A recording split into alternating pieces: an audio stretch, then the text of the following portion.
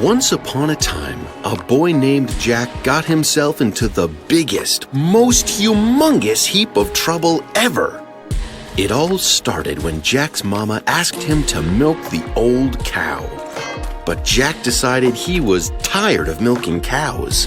No way, no how. I'm not milking this brown cow now, said Jack, and he decided to sell the old cow so he'd never have to milk it again.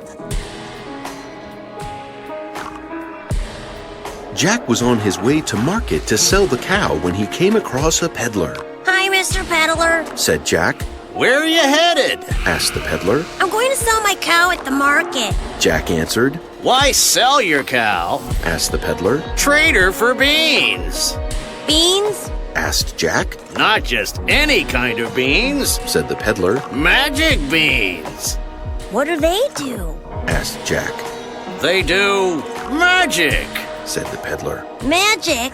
Sold, said Jack, and he traded the cow for 3 magic beans. Jack got home and told his mama he had sold the cow so he wouldn't have to milk her anymore. Oh dear, you did what? Jack's mama asked. I sold her for magic beans, said Jack. You sold a cow for magic beans? Jack's mama couldn't believe what Jack was telling her. There's no such thing as magic beans, she said as she threw the beans out the window. Well, I did make them disappear, but that still doesn't make them magic. Suddenly, the ground rumbled and began to shake. A magic beanstalk grew up right before their eyes. Jack saw it and immediately began to climb the tall beanstalk. Get back here this instant, called Jack's mama, but Jack wasn't listening. Jack climbed up and up and up and up the beanstalk. At the top of the beanstalk, Jack found a giant castle. He walked up to the giant door, cracked it open, and went inside. Inside the castle, Jack saw the most amazing thing he had ever seen. It was a goose, but it wasn't just any old ordinary goose. This goose laid eggs made of gold. That is so cool, thought Jack. Think of all the things you can do with golden eggs. And then Jack got the worst idea he'd ever had. He was going to take the goose. Jack lifted the goose off of its perch. Just then, the biggest, most fearsome, and only giant Jack had ever seen came into the room. The giant saw that his goose wasn't in its usual spot. Fee, fi, fo, funch! If you took my goose, I'll eat you for lunch. Oh no, thought Jack. That giant's going to eat me. I've got to get out of here without him seeing me. Quietly and carefully, Jack took the goose and made his way toward the door. He was almost out of the room when, honk! The goose cried out, and the giant spotted Jack. Fee, fi, fo, fummy! Give that back or I'll call my mummy! Roared the giant. Ah! Screamed Jack. He ran toward the beanstalk.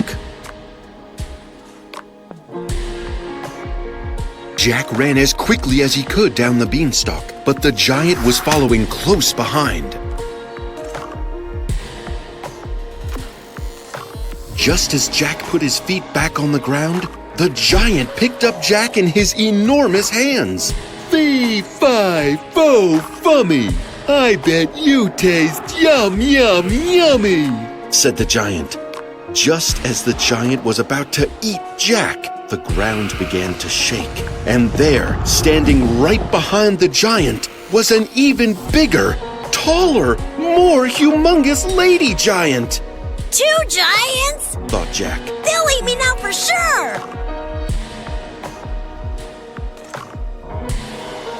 that boy down, Wilfred. the giant mama told her son. The giant put Jack back down on the ground. Now what have I told you? She asked. Don't eat other kids, said the giant sheepishly.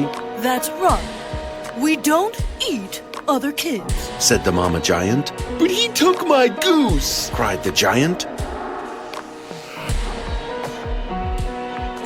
Just then, Jack's mama came out of the farmhouse. What on earth is going on here? She asked. Well, Jack began. there was this castle, and inside was the coolest goose ever. It lays golden eggs. As I was taking it, this giant kid came in and was all fee-fi-fo-fum. And then... You mean you took this boy's goose? Jack's mama interrupted. Yeah, but it lays golden eggs. Jack paused and thought about it, Now that you mention it, I guess that wasn't very nice. said Jack. Jack looked at the giant. I'm sorry I took your goose. I know I shouldn't take things that don't belong to me. That's okay.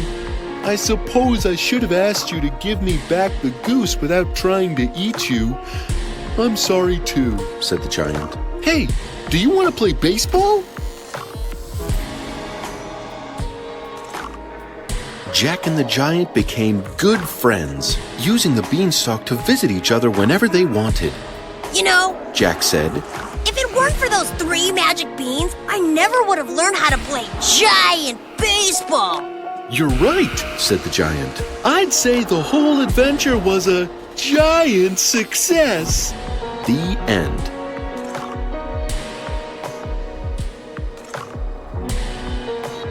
Isaac Newton was born in Lincolnshire, England, in 1643, where he grew up on a farm. When he was a boy, he made lots of brilliant inventions, like a windmill to grind corn, a water cup, and a sundial. However, Isaac didn't get brilliant marks at school. When he was 18, Isaac went to study at Cambridge University. He was very interested in physics, mathematics, and astronomy. But in 1665, the Great Plague, which was a terrible disease, spread in England, and Cambridge University had to close down. Isaac returned home to the farm. Isaac continued studying and experimenting at home. One day he was drinking a cup of tea in the garden. He saw an apple fall from a tree. Why do apples fall down instead of up? From this, he formed the theory of gravity. Gravity is an invisible force which pulls objects towards the Earth and keeps the planets moving around the Sun. Isaac was fascinated by light. He discovered that white light is in fact made up of all the colours of the rainbow. Isaac also invented a special reflecting telescope using mirrors. It was much more powerful than other telescopes. Isaac made another very important discovery, which he called his 3 laws of motion. These laws explain how objects move. Isaac's laws are still used today for sending rockets into space. Thanks to his discoveries, Isaac became rich and famous. However, he had a bad temper and often argued with other scientists. You stole my discovery. Sir Isaac Newton died in 1727, aged 85. He was buried along with English kings and queens in Westminster Abbey in London. He was one of the greatest scientists and mathematicians who has ever lived.